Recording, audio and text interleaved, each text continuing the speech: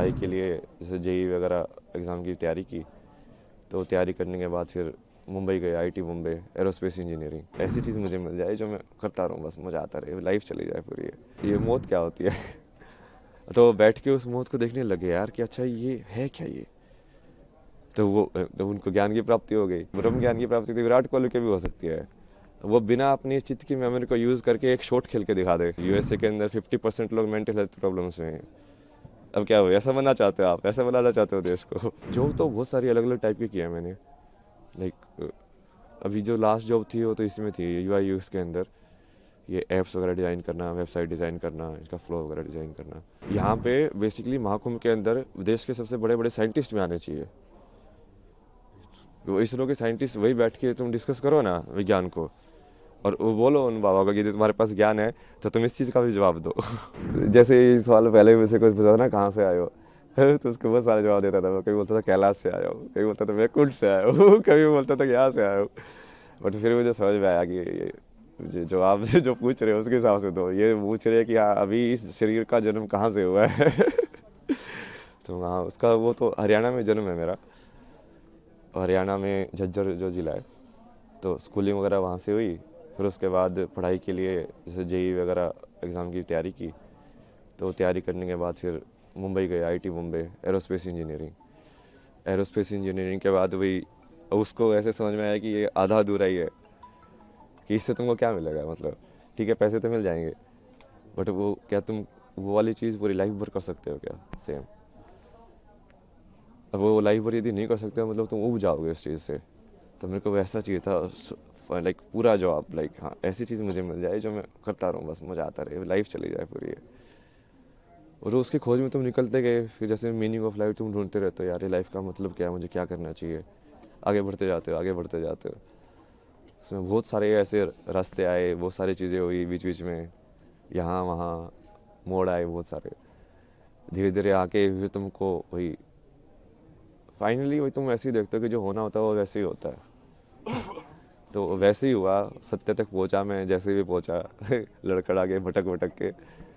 फिर उसके बाद अभी तो जैसे फिर उसको समझ में आया कि अभी जो भारत का जितना भी ये वैदिक जो ज्ञान बोलते हैं या पुराना जो संस्कृति ज्ञान बोलते हैं, वो सारा का सारा उसी के ऊपर डिपेंडेंट है। मतलब अपने जितने भी हैं ये नाट्य शास्त्र या जो भी बनाए गए हैं, वो सब आध्यात्म को केंद्र बिंदु लेके बनाए गए हैं। सब राग जो डिज़ाइन हुए हैं, म्यूज़िक से लेके, परफॉर्मेंस लेके, फिर रहन सहन से लेके, फिर जो जो परिवार का जो विधि है, शादी का विधि है, संस्कार जो होते हैं बच्चों के सारे ये उस चीज़ को केंद्र बिंदु लेके डिज़ाइन किए गए हैं। पूरा सिस्टम जो पूरा जो जैसे आश्रम की व्यवस्था थी पहले कि हाँ ब्रह्मचर्य आश्रम होगा, गृहस्थ आश्रम होगा, तो वो पूरा वैसे ही उन्होंने बनाया है कि अब इस माया में तुम कैसे डिज़ाइन करो कि वो आध्यात्म वाला जो कनेक्शन है वो बना रहे, कि लोग खो ना जाए ज़्यादा। क्योंकि माया को तुम हटा नहीं सकते हो, क्योंकि वो माया बनी हुई इसलिए एंजॉय करने के लिए, उसको जीने के लिए। बट वो यदि कनेक्शन टूट जाएगा, जो कि अभी काफ़ी टूटा हुआ है, अभी लोगों को वही लगता है कि ये सब अलग अलग है। अलग अलग नहीं है, वही की चीज़ है वो। तो ऐसे ऐसे कौन क्या कैसा अध्यात्म है, और कैसी कौन सी चीज़ें जिसने आपको ट्रिगर किया अध्यात्म में, इस स्पिरिचुअलिटी को? ऐसा तो कुछ नहीं है ना जिसने ट्रिगर किया स्पेसिफिकली। लाइक अलग अलग थे चीज़ें जो अलग अलग मोमेंट किस के लिए किस ट्रिगर मोड़ करते पे गए। कब आया अध्यात्म की, अब अध्यात्म में जाना है, क्या हुआ ऐसा? मतलब आध्यात्म आप किसको बोल रहे हो? उसके ऊपर है ना जवाब। अब यदि तुम वैसे देखो तो किसी चीज़ सवाल के बारे में सोचना, बैठ के चिंतन करना, वो भी अध्यात्म ही है। चाहे मैंने कुछ भी पढ़ा हो या नहीं पढ़ा हो, शंकराचार्य को पढ़ा नहीं हो, विवेकानंद को पढ़ा नहीं पढ़ा हो, यदि मैं अपने में ही बैठ के सोच रहा हूँ, बैठ के जैसे रमना महर्षि थे, उनके दिमाग में एक दिन ये ख्याल आया कि ये मौत क्या होती है। तो बैठ के उस मौत को देखने लगे यार कि अच्छा ये है क्या ये। तो तो उनको ज्ञान की प्राप्ति हो गई। अब आप क्या बोलोगे, क्या ट्रिगर था उसका, वो क्या जरूरी थी? कुछ जरूरी नहीं थी। क्योंकि वो करने वाला तो अब वो अध्यात्म से रिलेटेड थे क्या नहीं थे, नहीं उन्होंने तो ऐसा कोई वो साधना नहीं की, कुछ संन्यास नहीं लिया, कुछ नहीं किया। तो उसमें भी वही है कि आप उस चीज़ को अलग करके देखोगे कि हाँ अध्यात्म में आ गए हो, ऐसा कुछ नहीं है। जो भी इंसान ईमानदारी से सवाल करता है, मतलब सत्यनिष्ठा के साथ, कि हाँ अब मुझे इस चीज़ को जानना ही है, चाहे वो मैथमेटिक्स हो, चाहे वो कोई फिजिसिस्ट हो, चाहे कोई कैसा भी साइंटिस्ट हो, वो बोलेगा कि नहीं नहीं मुझे इस पूरे सत्य को जानना है, तो वो वही चीज़ पे पहुंचेगा फाइनली।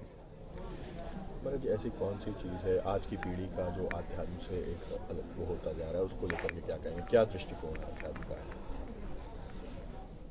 क्या चीज़ है जो इस पीढ़ी को अध्यात्म से अलग कर रही है? और दृष्टिकोण क्या होना चाहिए? दृष्टिकोण तो यही होना चाहिए कि ये सब उसी के ऊपर ही बेस है, कि जो बेस है वो आध्यात्म ही है। जो जिस चीज़ को तुम, जहाँ पे हम जी रहे हैं उस ज़िंदगी में, यदि तुम्हारे पास यही सवाल नहीं आया कि मृत्यु के बाद क्या होना है मेरा, और ये मैं जन्म से पहले क्या था, मैं कुछ था कि नहीं था, तो इस सवाल के बारे में तो सोचोगे ना। बुद्ध को यही तो सवाल आए दो चार, लाइक ये बूढ़ा क्यों होता है, ये इंसान मरने के बाद क्या होता है, ये मृत्यु क्या होती है। अब आप सोच के देखो मृत्यु क्या होती है।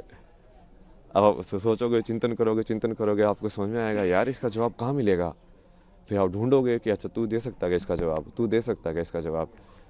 मान लो सेटिस्फाई हुए, आपको समझ में आया कि हाँ ये जवाब है, नहीं तो जो आप उसके जो पद्धति है उसको फॉलो करोगे कि हाँ अच्छा इसको ऐसे जवाब इसका पाया जा सकता है। तो उसके वही बहुत सारे तरीके हैं, बट वो हर चीज़ वही से रिलेटेड है। आप सेम चीज़ लाइक क्रिया योगा में मैंने लोगों का एग्जाम्पल भी दिया ना कि ब्रह्म ज्ञान की प्राप्ति तो विराट कोहली के भी हो सकती है। वो बिना अपनी चित्त की मेमोरी को यूज़ करके एक शॉट खेल के दिखा दे, सिर्फ उस मोमेंट में रह के, कि उस टाइम पे उसको मसल मेमोरी यूज़ नहीं कर रहा है वो, कि हाँ ऐसे बोला ही तो मुझे ऐसे शॉट खेलना है, क्योंकि जनरली मसल मेमोरी यूज़ करते हैं, रिफ्लेक्स में होता है सब कुछ। बिना रिफ्लेक्स यूज़ किए उस प्रेजेंट मेमोरी में रह के यदि वो मोमेंट कर सकता है तो वो क्रिया योगी बन जाएगा। ऐसे डांसर लोग भी कर सकते हैं कि यदि उस पूरी मोमेंट को वो एम्बॉडी करे, पूरा चेतना के अंदर आए कि हाँ मेरा हाथ ऐसे घूम रहा है, पूरा देखेंगे हाँ वो क्रिया हो कैसे रही है, तो वो भी क्रिया योगी बन सकते हैं। तो ये कोई ऐसा नहीं है ना कि वो असली ज़िंदगी से सेपरेट है, ये एक ही चीज़ है। वो बस आप कितनी डेप्थ में उसको देखना चाहते हो उसके ऊपर है। अभी हम पूरा सुपरफिशियल उसमें देख रहे हैं, और इसके भी बहुत सारे कारण हैं। मतलब ये पश्चिमी सभ्यता का असर है। अब ये सुबह जैसे वो फ्रांस में एक थी, उनसे बात हो रही थी, वो यही बता रहे थे कि वहाँ पे तो लोग बहुत क्लोज्ड है, मतलब, और वहाँ पे लोगों को इन सब चीज़ों में इंटरेस्ट नहीं होता है।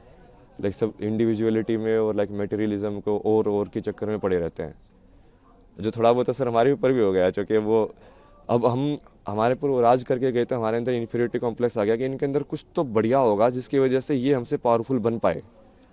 तो हम फिर वो चीज़ को उसके पीछे पड़े हुए कि इनके पास जो था हम भी वही चीज़ सीखें ताकि वो चीज़ रिपीट ना हो। लेकिन वो सही अप्रोच नहीं है, क्योंकि उनके हालत देखो ना, यूएसए के अंदर 50% लोग मेंटल हेल्थ प्रॉब्लम्स में हैं।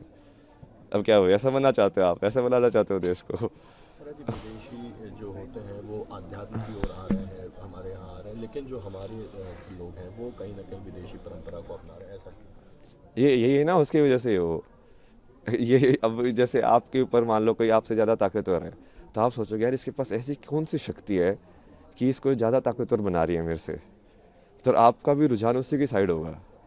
तो आप सोचोगे यार ये लोग साइंस पढ़ के, ये एटम बम बना के, हथियार बना के ये दुनिया पे राज कर सकते हैं, तो मैं इसे बड़ा हथियार बनाऊं।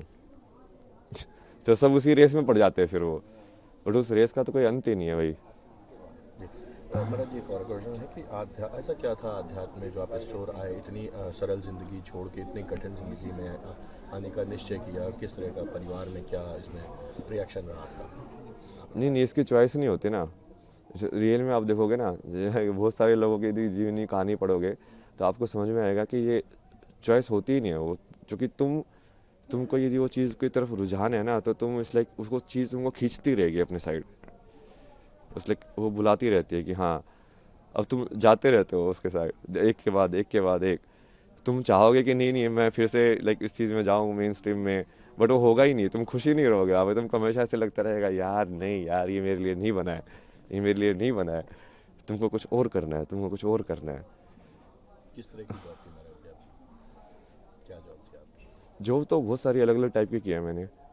लाइक अभी जो लास्ट जॉब थी वो तो इसमें थी, यूआई यूएक्स के अंदर, ये ऐप्स वगैरह डिज़ाइन करना, वेबसाइट डिज़ाइन करना, इसका फ्लो वगैरह डिज़ाइन करना। उससे पहले जैसे जिसमें भी काम किया मैंने, ये ट्रैवल फोटोग्राफी या डिसोर्स करके एक प्रोजेक्ट है आईआईटी बॉम्बे का, गवर्नमेंट स्पॉन्सर प्रोजेक्ट था। उसमें बेसिकली वो डॉक्यूमेंट करने के लिए इंडियन आर्ट्स एंड क्राफ्ट और हिस्ट्री को, तो उसके थ्रू ऐसे मैं बहुत जगह पे घूमा, बहुत सारी चीज़ें डॉक्यूमेंट की मैंने, पुराने टेम्पल्स लाइक पेंटिंग स्टाइल्स और ये सब। उसके बाद जैसे इसमें भी काम किया मैंने, मैगजीन्स वगैरह में, फिल्म मेकिंग भी की मैंने, डॉक्यूमेंट्री फिल्म्स में मेरी लाइक फिक्शन फिल्म भी है। बहुत सारा कंटेंट है भाई। महाकुंभ को लेकर के क्या संदेश देंगे, किस तरह की व्यवस्थाएं लगी आपको, क्या? व्यवस्था तो सही है। अब उसमें मेन जैसे मैं तो ये चाहता हूँ ना कि ये सारी चीज़ें सिर्फ आध्यात्मिकता से लिमिटेड ना हो। यहाँ पे बेसिकली महाकुंभ के अंदर देश के सबसे बड़े बड़े साइंटिस्ट भी आने चाहिए। वो इसरो के साइंटिस्ट वही बैठ के तुम डिस्कस करो ना विज्ञान को, और वो बोलो उन बाबा को कि यदि तुम्हारे पास ज्ञान है तो तुम इस चीज़ का भी जवाब दो। तो वो जब चीज़ें मिलेंगी तभी होगा एक साथ वो, कि वो तभी वो समझ में आएगा कि हाँ ये चीज़ें तो जुड़ी हुई हैं।